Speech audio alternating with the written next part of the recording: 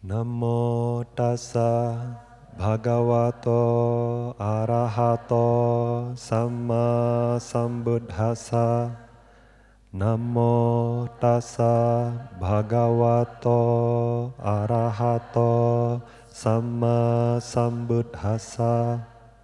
Namo tassa bhagavato arahato samma sambuddhassa. Hari ini tanggal 24 ya, Maret 2024, hari Minggu. Dari Pusat Meditasi Sata Aryadhana di Sima, Sila Garawa, kita melanjutkan penjelasan Parita Perlindungan. Kita sudah sampai di Manggala Sutta, sutta yang menjelaskan tentang berkah mulia. Ya. Kemarin kita sebelumnya sudah menjelaskan, udah berapa ya berkah ya. Kali ini kita sudah sampai ke paragraf ke-4. Ya. Mata pitu upadhanang puttadarasa sanggaho anakula ca kamanta etang manggalamutamang. Ya. Apa artinya? Jadi di sini ada 1, 2, 3, ya, 3 berkah. Jadi yang pertama adalah, ada 4 berkah ternyata ya.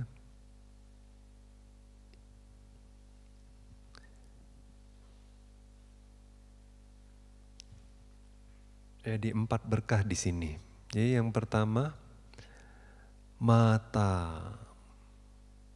Ya, yang pertama adalah mata upadhana. Yang kedua, pitu upadhana. Ya, jadi dipecah. Jadi meskipun satu kata ya, mata pitu upadhanang. Jadi mendukung atau menyokong ibu dan bapak, mama papa. Jadi menyokong mama itu berkah, atau menyokong papa itu juga berkah. Nah, terus berkah yang ketiga adalah putta darasa sanggaho. Ini mensupport ya. Yang tadi bukan menyokong ya, upadhanang itu lebih melayani ya, melayani mama papa. Nah, kalau yang ini sanggaho itu artinya baru menopang, menyokong gitu ya, mendukung. Siapa yang didukung? Putra. Putra di sini nggak cuma putra ya, tapi putri juga termasuk. Nanti tersinggung pula ya enggak. Jadi menyokong putra dan putri ya, harus fair kata orang. Terus dara di sini apa? Istri. Nah, istri yang disokong. Si istri nggak nyokong suami, suami nyokong istri di sini ya. Nah, jadi yang disebut sebagai berkah di sini adalah menyokong anak istri. Ya. Jadi ini adalah berkah yang ketiga di paragraf ini ya. Yang keempat itu apa? Anakula ca kamanta. Ya. Jadi pekerjaannya tuh enggak ribet, ya. Enggak pusing, ya, enggak membuat pusing. Nah, nanti seperti apa pekerjaan yang tidak pusing itu ya, yang tidak ruwet, ya, itu nanti kita jelaskan. Jadi di paragraf ini ada berapa berkah? 4 berkah. Ya. Nah, kita jelasin yang 2 pertama kita gabung jadi 1 ya. Jadi memberi pelayanan kepada papa mama itu adalah berkah mulia katanya ya. Jadi ini enggak cuma ajaran Buddha, ya, tapi di luar ajaran Buddha juga mendukung ini ya, memberikan pelayanan kepada mama papa. Mau alirannya apa aja ya, enggak masalah. Mau agamanya apa aja, semua menjunjung tinggi, semua menghormati etika ini ya. Nah, tapi Buddha pun juga bilang ya bahwa Brahmati mata pitaro. Jadi papa mama itu seperti Brahma katanya. Nah, kenapa Buddha bilang papa mama seperti Brahma? Ya? Karena Brahma itu di luar ajaran Buddha khususnya ya. Di dalam ajaran Buddha juga ada, tapi di luar ajaran Buddha ada juga makhluk Brahma. Ya. Di dalam ajaran Buddha juga Buddha mengajarkan bagaimana supaya bisa terlahir sebagai Brahma. Ya. Nah tapi katanya dulu ya kalau nggak ada ajaran Buddha itu meditasi itu kan nggak sistematis banget katanya, nggak seperti ajaran Buddha. Nah bahkan dijelaskan bahwa dulu ya kalau bumi udah mau hancur gitu ya, nah katanya dewa atau Brahma itu udah prediksi. Jadi mereka itu kayak mengingatkan, datang ke bumi mengingatkan manusia untuk yaitu mendukung suami istri, ya menyokong suami istri, memberikan pelayanan kepada orang tua. Jadi suruh berbuat bajik. Ya. Juga bahkan ngajarin latihan metta, karuna, mudita, upekha.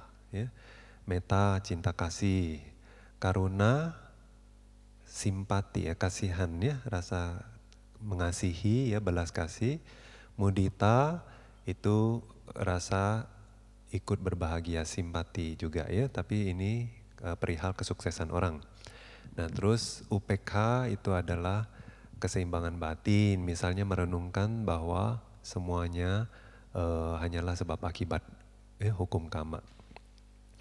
Khususnya makhluk-makhluk itu adalah pewaris dari karma mereka masing-masing, karma buruk dan karma baik.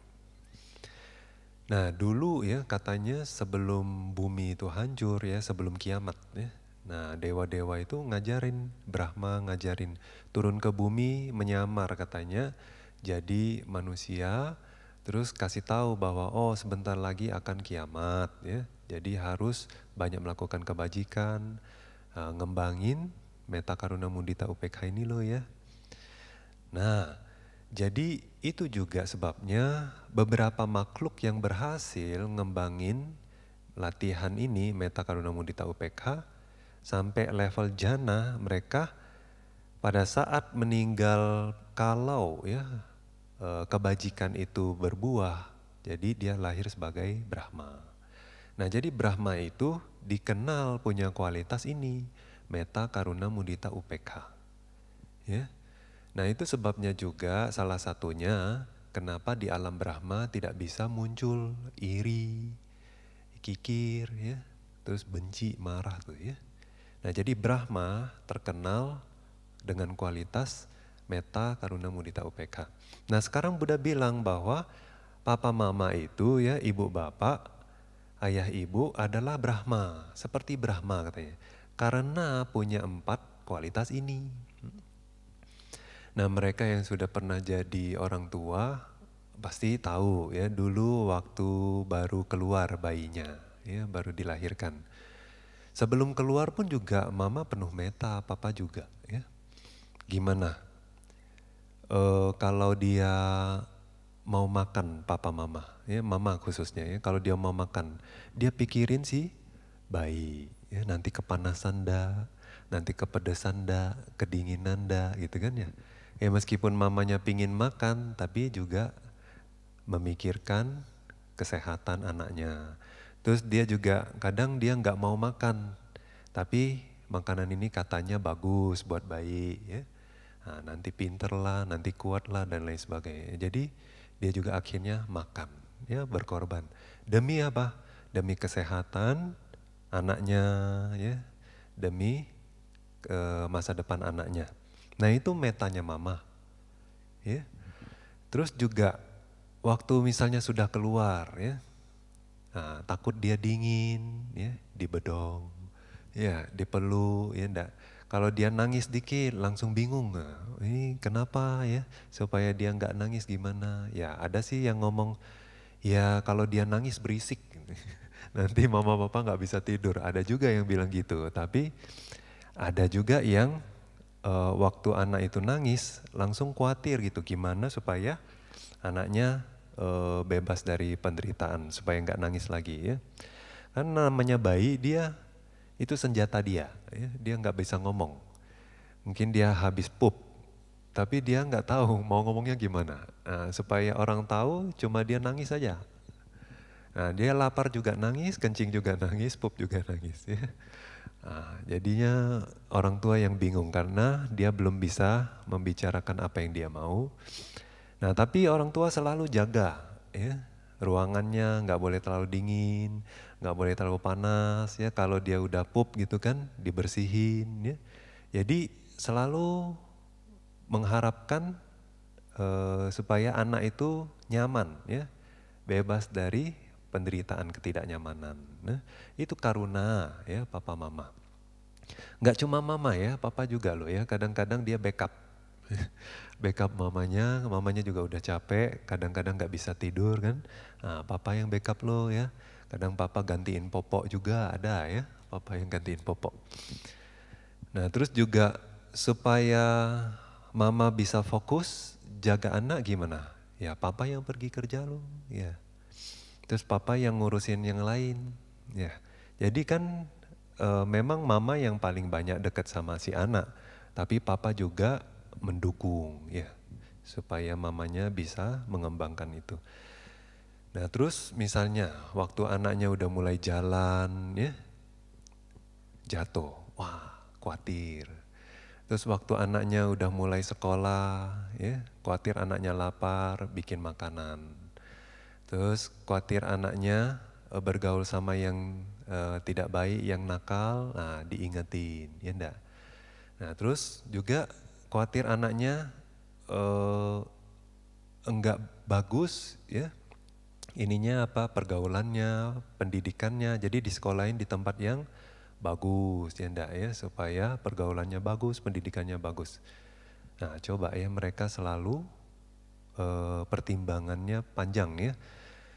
Terus juga waktu anaknya ranking ya, waktu anaknya ada teman, waktu anaknya udah bisa naik sepeda, udah bisa ngomong, udah bisa jalan, wah papa mama happy ya enggak? Nah jadi waktu anaknya udah bisa ini bisa itu, sukses ya, papa mama juga ikut bermudita cita ya. Terus waktu dia kadang-kadang ya putus cinta ya. Iya kan, papa mama juga, ini biar dia dapat asam garam, ya enggak? Jadi UPK lo, ya enggak? Nah, kadang-kadang perlu UPK juga. Juga misalnya meskipun udah dikasih tahu kan, belajar supaya enggak tinggal kelas. Nah, tapi dapat nilai jeblok, dia sedih. Nah, gimana? UPK, ya kan? Terus juga waktu dia udah menikah. Nah, papa mama kan pikir, sekarang sudah punya keluarga sendiri. Terus sekarang sudah punya cara pandangnya sendiri ya, meskipun kadang-kadang mata pencariannya beda sama orang tuanya, papa mamanya juga mesti UPK. Ya, hidup dia loh ya, bukan hidup kita, bukan milik kita, anak kita itu ya. Jadi sampai tahap tertentu papa mama nggak boleh terlalu ikut campur. Ya, harus UPK, baru nanti anaknya bisa tumbuh. Kalau kita pegangin terus, dia nggak bisa jalan. Ya. Kalau kita ajarin terus, dia lama-lama nggak mandiri. Nah, jadi kita harus lepas, pelan-pelan lepas ya. Nah, akhirnya ya dia bisa dewasa loh, dia bisa banyak pengalaman, akhirnya dia bisa jalan sendiri dalam kehidupan. Ya. Karena satu hari kita akan pergi. Ya. Dia pun juga akan pergi loh ya, nggak tahu siapa yang pergi duluan, tapi siap-siap UPK. Nah, kalau papa mama yang baik, mereka itu seperti Brahma katanya, seumur hidup selama mereka jadi papa mama itu, mereka ngembangin meta karuna mudita UPK. Nah terus Buddha juga bilang papa mama itu seperti apa? Guru katanya. Puba caryoti. Ya, puba caryati wucare, kadang juga disebut sebagai puba carya katanya ya. Guru awal. Iya dong, guru awal. Sebelum kita sekolah coba siapa yang ngajarin kita? Jalan, ya, ngomong mama, ma, gitu. Ya kan? Ngomong pertama pun juga yang ngajarin siapa? Orang tua. Ya. Nah, jadi makan juga, ya sendok gimana. Bahkan buang air kecil, buang air besar, semuanya kan papa mama yang ngajarin pakai baju ya. Nah jadi mereka itu pengetahuan dasar itu atau keterampilan dasar dari papa mama. Baru nanti kalau udah bisa dikit-dikit, baru nanti dikasih ke guru yang bisa lebih ngajarin lagi ya keterampilan yang lain. Nah yang di luar papa mamanya bisa ajarin, jadi ada tambahan lagi. Ya. Nah perihal ini juga, ya, nanti aja. Nah jadi papa mama itu adalah guru pertama katanya. Ya, waktu kita belum tahu apa-apa, waktu kita belum siap ya ketemu sama orang-orang di luar. Itu yang pertama-tama adalah papa mama yang ajarin ya. Jadi banyak ya kayak utang budi kita ya. Kebajikan papa mama terhadap kita itu banyak ya. Nah, belum lagi ya mama kan berkorban ya, keringatnya, terus air susu ibu ya kita minum, terus berkorban bopong kita ya, kemana-mana pun harus bawa kita, kalau enggak kita ngambek ya enggak. Nah jadi kadang serba susah mereka, terus kadang juga enggak bisa tidur ya, kadang kita kencingin mereka pula ya enggak, kentutin mereka pula, beolin mereka. Nah jadi mereka tetap apa? Bersihin. Siapa yang bersihin? Papa mama. Ya. Nah zaman sekarang sih ada babysitter. Ya. Nah tapi papa mama sedikit banyak ada ya. Terus dari darah mereka ya, dari keringat mereka, mereka sudah banyak berkorban. Nah oleh sebab itu ya kita punya tulang ya kuat, awalnya dari papa mama. Kita punya organ-organ ya yang sekarang kuat gitu, itu karena juga papa mama. Ya, jadi itu udah mendarah daging di dalam kita ya, dari awal kehidupan pun itu udah jadi bagian dari fisik kita ini ya. Jadi ya dijelaskan bahwa di Anguttara Nikaya ya Buddha menjelaskan karena begitu besar jasa kebajikan orang tua terhadap anak ya. Jadi anak itu meskipun katanya misalnya hidupnya itu 100 tahun. Selama 100 tahun bopong satu papa, bopong satu mama gitu ya. Di dua pundak bopong papa mama. Terus bawa kemana-mana setiap hari ya. Terus juga pijat kaki mereka ya. Terus mandiin mereka, kasih makan dan lain sebagainya. Itu pun juga nggak bisa selesai. Nggak bisa selesai ya. Karena beda. Mereka kasih darah ke kita, tulang kita, organ kita. Tapi kita nggak kasih organ kita ke mereka ya. Kita cuma kasih apa? Pijet-pijet ya. Terus nanti kasih makan dan lain sebagainya. Itu nggak bisa ya, nggak bisa menggantikan. Tapi katanya ya, kalau kita bisa, yang tadinya papa mama ndak ada sadha keyakinan. Terus muncul keyakinan atau keyakinannya makin kuat. Terus papa mama nggak terampil perihal menjalankan sila. Kita bisa bimbing, kita ajarin ya. Terus juga kualitas batin apapun ya. Kalau mereka nggak terampil melakukan kebajikan, kita arahin, kita ajarin. Nah ini ya malah bisa membayar kebajikan mereka. Kenapa? Karena yang seperti ini ya, itu tidak hanya bermanfaat untuk satu kehidupan. Ini bisa jadi benih di dalam samsara, benih pencerahan mereka. Ya, satu hari mereka bisa lepas dari samsara loh ya. Karena kualitas batin itu. Jadi bisa membayar kebajikan orang tua terhadap anak ya. Jadi membayar hutang budi anak kepada orang tua. Oke, terus Tapi kadang-kadang juga di dalam kehidupan ini ya, ada anak tidak baik. Nanti waktu udah dewasa, dia udah sibuk. Terus papa mama juga udah mulai sakit-sakitan. Misalnya hidup bergantung sama anak, tapi anak lagi mengejar prestasi, anak lagi mengejar apa? Duit ya. Nah, dia punya rumah tangga sendiri ya, dia mengejar masih ambisi ya. Jadi kadang-kadang anak-anak bisa merasa bahwa orang tua sebagai beban. Tapi mereka ngerasa begitu nggak waktu kalian masih kecil? Waktu kalian masih kecil, dia juga lagi menitis karir. Ada yang masih sekolah pula papa mama, ya enggak? Sembari rintis karir, sembari kerja, sembari belajar pula masih. Nah, jadi waktu mereka dulu memperlakukan kita seperti itu, tapi kalau kita sebagai anak, waktu mereka udah mulai sakit-sakitan dan hidupnya bergantung sama kita, lalu kita titip. Kita titip atau adik kakak saling lempar-melempar gitu. Ini mama titip kamu, ya, kamu lagi free. Mama titip kamu, kamu lagi free. Jadi kayak di pingpong gitu. Ya. Apalagi kalau sudah tua ya, mereka sensitif. Aduh, saya nggak ada yang mau lempar sana sini gitu ya. Nanti dia sedih ya. Nah, apa dengan demikian kita membalas jasa kebajikan? Enggak ya. Terus juga ada yang bahkan apa? Taruh aja lah di panti jompo.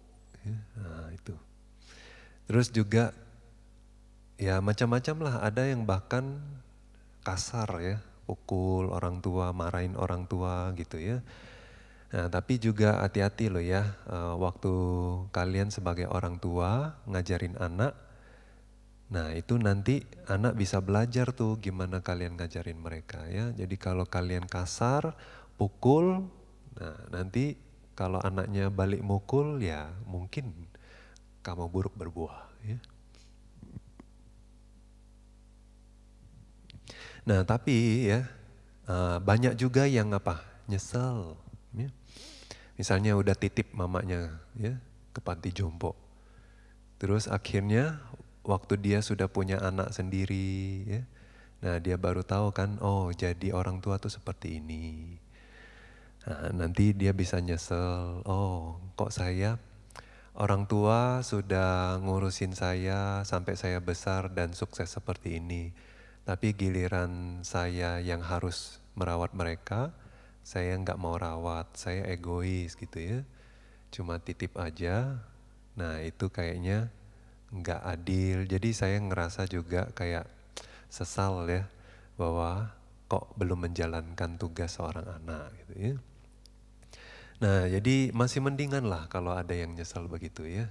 Tapi yang namanya nyesel itu apa?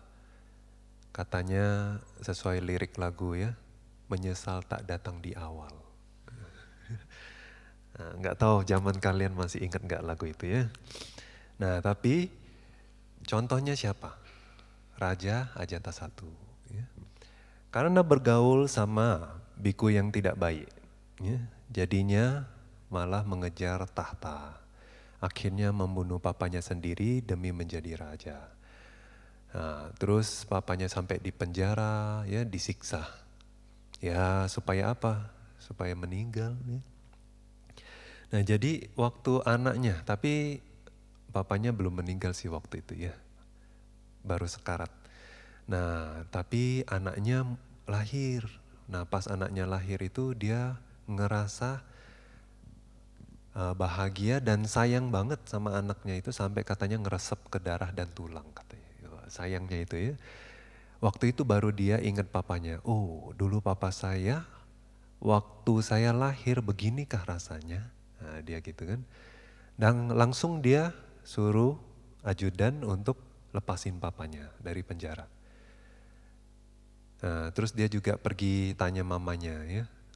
Papanya itu gimana baik dulu sama dia. Secinta dia terhadap anaknya enggak gitu ya. Terus mamanya bilang, ya waktu itu kamu nangis-nangis karena di tangan kamu itu ada bisul besar ya, kayak bisul gitu luka ya. Terus bernanah kan. Nah jadi kamu nggak mau dipegang siapapun, akhirnya cuma mau dipeluk sama papanya. Padahal papanya lagi meeting pula ya. Nah tapi enggak apa-apa, papanya rela ya berkorban. Terus akhirnya dipeluk ya, tangannya itu supaya dia nggak sakit gitu kan, dimasukin tak mulut papanya. Ya, terus pecah jadi nanahnya di dalam mulut papanya itu. Tapi takut juga kalau dikeluarin tangannya atau nanahnya dilepehin gitu ya, nanti anaknya nangis pula, sakit ya. Jadi udah ditelen nanahnya. Nah ya, mamanya cerita, tuh papamu tuh segitunya loh demi kamu. Dia aduh makin sedih. Cuma sudah terlambat ya. Pas anaknya lahir, papanya juga meninggal. Nah jadi dia nyeselnya tuh seumur hidup. Sampai nggak bisa tidur ya. Nah, terus masih mendingan ya setelah ketemu sama Buddha, mendengar samanya Palasuta itu. Belakangan agak mendingan ya batin dia. Tapi karena karma buruk itu tetap ya dia masuk neraka. Meskipun dia sudah banyak mendukung Buddha Sasana. Nah jadi kalau menyesal itu memang tak datang di awal ya. Kadang-kadang itu udah lewat ya baru kita sadar gitu ya. Nah, jadi kita dalam hidup juga belajar dari pengalaman. Nggak harus pengalaman pribadi. Dari pengalaman orang juga kita bisa belajar sesuatu. Jadi kita nggak perlu jatuh di tempat yang sama baru tahu itu sakit. Nah, tapi orang tua pun juga ngerti bahwa kadang-kadang memang harus jatuh dulu, dia baru tahu ya, baru pengalaman itu berbekas di dalam batinnya ya. Nah kemudian ya, yang berikutnya Puta darasa sanggaho, menyokong anak istri. Ya. Jadi bagaimana sih menyokong anak ini? Ya, dijelaskan di dalam Tipitaka ada 5 bagaimana cara orang tua menyokong anak-anak. Ya. Yang pertama, harus menghalangi dia berbuat buruk. Ya, yang berbuat tidak baji itu harus kita halangi. Yang kedua, harus membimbing mereka melakukan kebajikan yang baik. Ya. Ajarin, ya, arahin. Terus juga ajarin mereka keterampilan, ya, atau ya sekolahin mereka loh ya, ajarin keterampilan. Terus di waktu yang tepat kita kasih apa? Duit ya. Ya, kadang uang jajan, tapi kalau mereka udah besar kan kita modalin ya untuk usaha gitu ya. Atau kadang-kadang kita kasih tabungan gitu supaya nanti bisa untuk sekolah ya dan lain sebagainya. Terus waktu sudah umurnya matang ya, nikahin gitu ya. Jadi itu tugas papa mama ke anak ya, bagaimana menyokong anaknya itu. Jadi supaya anaknya jadi orang yang baik itu 3 penting. Yang pertama adalah menghalangi dia dalam berbuat jahat, terus ngajarin dia bagaimana melakukan kebajikan, terus ajarin keterampilan, ya, ilmu. Kenapa? Yang 2 lagi gimana? Yang 2 pertama kasih duit, yang kedua nikahin. Ini enggak selalu bisa jadi pegangan. Ya. Kasih duit, anak juga bisa habis. Kadang bukan dia yang habisin, tapi apa? Anak istrinya yang habisin. Ya enggak ya. Nah kadang juga dicuri orang. Jadi bukan sesuatu yang reliable ya, yang enggak bisa kita jaga pula ya. Yang ini nikahin dia. Nah ini juga kalau dapat menantu yang baik. Kalau menantunya jahat nggak baik ya, malah rusak kehidupan dia. Nah jadi yang 2 itu enggak utama, yang utama itu 3. Nah ini baru modal. Nah waktu kita ngajarin nggak boleh melakukan yang jahat, ngelakuin yang baik, dan kita kasih ilmu ya, ini kan modal dia. Waktu kita ndak ada pun ya, itu jadi tameng dia menjalanin kehidupan, ya ndak? Dia tahu sama siapa dia harus bergaul, terus dia tahu nanti bagaimana menghidupi dirinya sendiri. Ya, bagaimana cari pasangan pun dia nanti jelas. Ya. Nah itu makanya penting 3 ini. Bante pernah dengar ya ada ini, dia itu yang buat aplikasi belajar bahasa Inggris lewat ini, apa itu? Ya online loh ya, lewat telepon, lewat tablet dan lain sebagainya. Ya, aplikasi dia bikin ya. Sekarang udah terkenal. Nah tapi dia tuh awalnya dari keluarga miskin. Ya. Dari keluarga miskin di kayaknya daerah sekitar Guatemala ya, Guatemala. Pokoknya negara miskin, masuk kategori miskin ya. Nah cuma papa mamanya itu menabung ya demi dia sekolah. Akhirnya dia sekolah sampai ke luar negeri. Selesai juga S3. Nah nggak tau lah selesainya itu karena dia sembari kerja atau gimana. Tapi sampai bisa selesai S3 ya.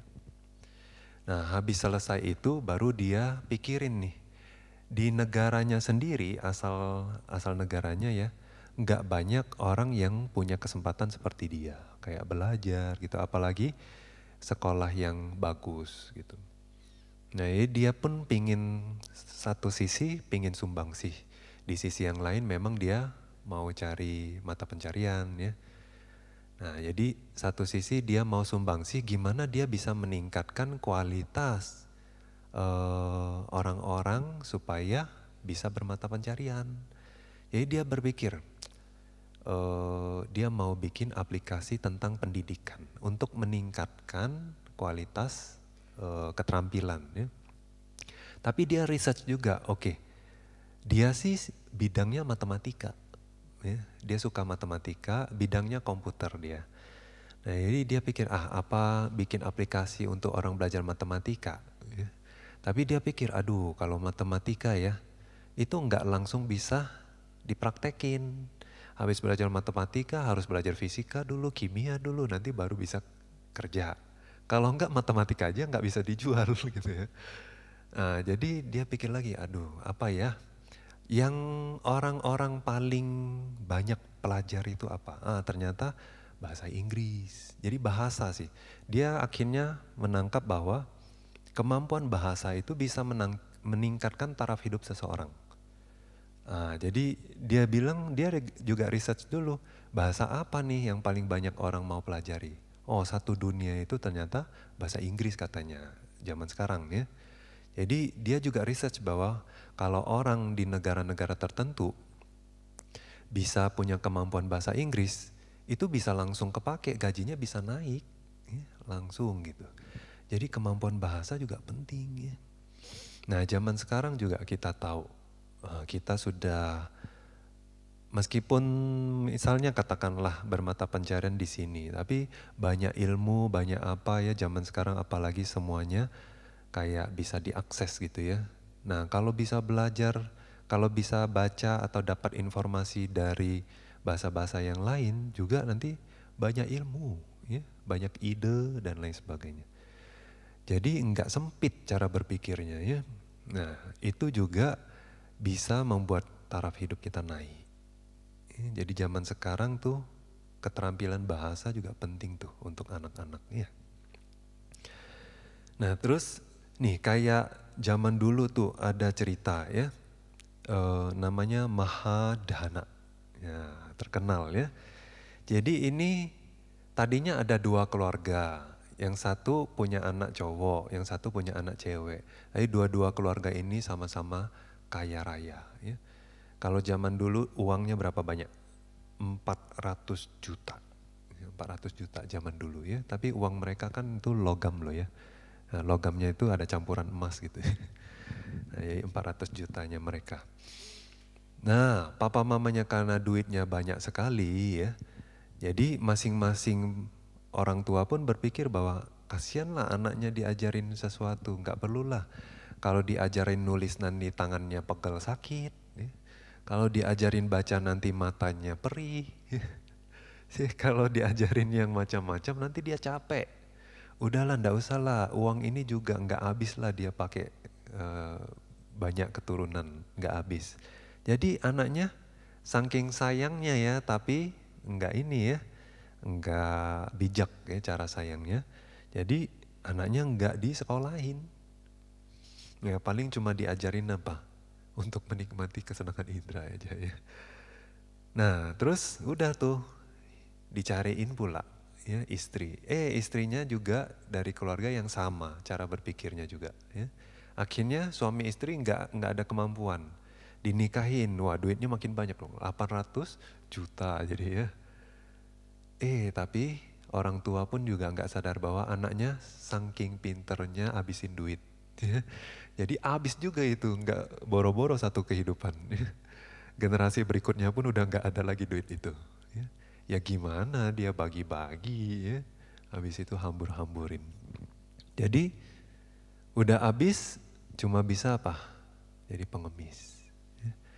Nah pas jadi pengemis ya ketemu Buddha. Ya, akhirnya datang ngemis ke wihara, dapat makan sisa makan itu ya. Nah Buddha senyum loh, Bhante Ananda tanya kenapa Buddha senyum lihat pengemis itu kan. Buddha bilang ini kalau mereka berusaha ya, yang cowok itu bisa jadi orang yang paling kaya di kota itu. Kalau dia belajar keterampilan duniawi. Tapi kalau dia jadi biku ya, dia akan jadi arahat. Nah terus yang cewek juga gitu ya, bisa jadi anagami katanya. Berarti dua orang punya potensi untuk jadi arahat dan anagami loh. Kalau potensi ini dikembangkan perihal duniawi bisa jadi orang yang paling sukses loh. Nah jangan menganggap tinggi diri sendiri ya. Kadang-kadang itu kita terlalu menganggap tinggi diri sendiri. Tapi talk only no action ya. Jadinya juga nggak berhasil. Ya, itu mudah, itu mudah, itu mudah. Iya mudah-mudah tapi nggak ditekunin kan. Nah akhirnya juga jadi orang gagal. Ya. Nah udah ketemu Buddha pun juga karena udah terlalu tua waktu itu jadi nggak bisa diselamatkan juga. Akhirnya nggak bisa capai apa-apa. Mubazir dong punya potensi kalau nggak dikembangkan ya. Nah itu. Tapi kontras ya, dengan Anathapindika. Nah, gimana Anathapindika? Dia punya seorang putra. Tapi Anathapindika sendiri orangnya saleh ya enggak, ya, sadanya kuat, seorang Sotapanna. Hampir setiap hari ketemu Buddha, ya, kecuali Buddha keluar kota. Bapaknya begitu taat, ya, kualitasnya begitu bagus. Tapi anaknya gimana? Nah ini biasa loh ya, kadang-kadang suka juga gitu. Karena papa mamanya udah sukses, anaknya mentalnya beda ya. Karakternya beda, jadi males. Ya. Jadi karena semua udah ada. Nah itu hati-hati tuh ya orang tua zaman sekarang. Karena dulunya yang harus ikat pinggang, tahan lapar, akhirnya sekarang sukses. Tapi anak enggak ya, waktu lahir udah santai, udah kaya. Mentalnya beda loh ya. Jadi untuk orang tua hati-hati waktu ngajarin anak, ini besarin anak ya. Nah Anathapindika contohnya. Jadi dia tahu anaknya ini males, nggak mau ketemu Buddha, ya, nggak mau dengar dhamma, nggak mau pelayanan ke sangga, ya, nggak mau dana dia, ya, nggak mau jalanin sila. Tapi tahu dia mau duit. Jadi Anathapindika apa? Sogo. Ya. Jadi dikasih duit nih nak, kalau kamu jalanin uposatha ya, terus kalau kamu mau ke wihara ya, saya kasih kamu duit 1.000. Ya mau loh anaknya ya, tadinya demi duit. Nah terus dia dia ambil uposatha sila, dia pergi ke wihara, tapi apa? Dia tidur. Di wihara dia cari tempat tidur. Ya. Nah terus Anathapindika tahu.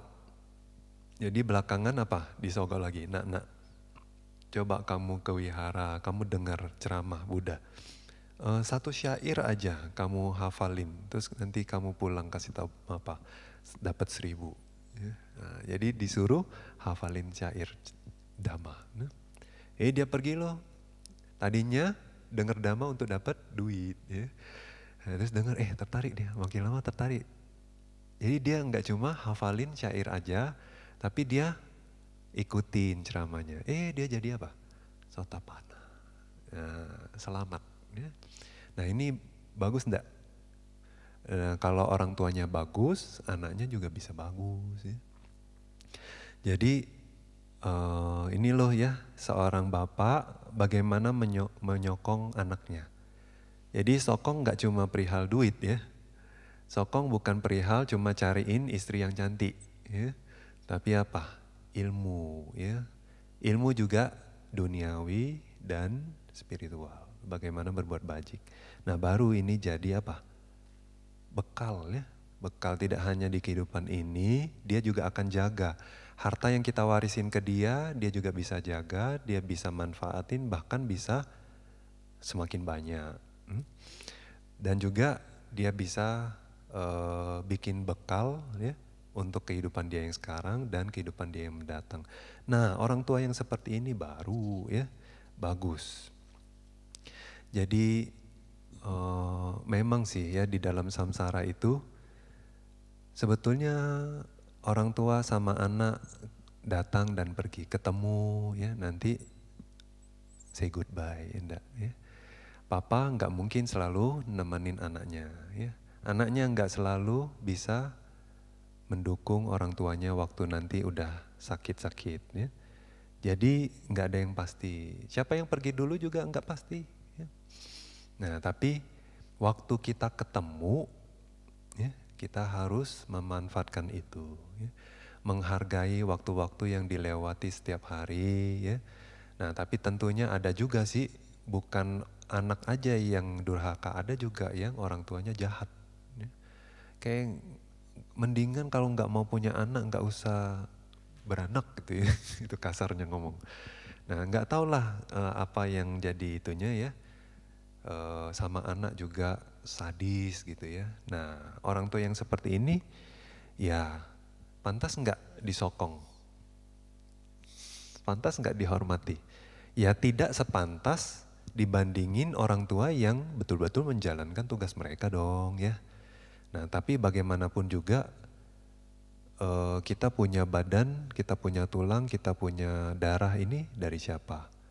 Ya, keluar juga dari papa mama lu ya. Jadi sedikit banyak ya tetap harus menghormat kepada orang tua, menyokong mereka, melayani mereka sebisa mungkin ya. Itu tugas seorang anak kepada orang tua. Nah, jadi kayak mama yang nurunin ilmu ke anak cewek, ya. Resep masakan, ya. Kadang satu buku, ya. Udah dikumpulin resep seumur hidup. Nih sebelum kamu kawin, ini hadiah mama ya, buku resep ya misalnya. Terus juga diajarin dong ya, gimana rias, dulu belajar rias sama siapa? Sama mama, ya dan lain sebagainya.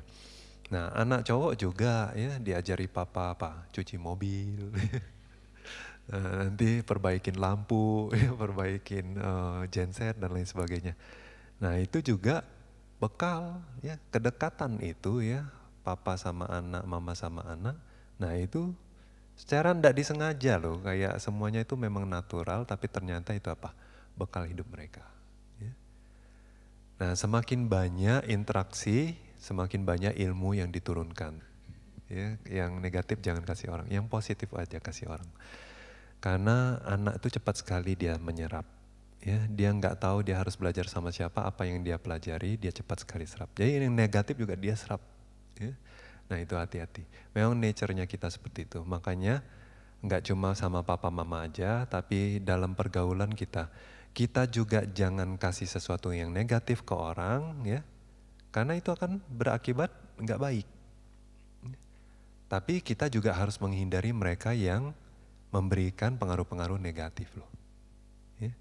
Nah kalau demikian baru yang positif-positif lebih banyak dan akhirnya bermanfaat bagi banyak orang loh ya, diri sendiri dan orang lain. Nah, hari ini sampai di sini dulu, berarti 3 berkah ya udah selesai. Kita tutup dengan pelimpahan jasa. Idam me punyam asawakaya waham hotu. Idam me punyam nibbana sapacayo hotu. Mama punya bhagam sabbasatanam bhajemi. Te sabbe me samam punya bhagam labhantu. Sadhu, sadhu, sadhu. Sukhi hotu nibbana sapacayo hotu.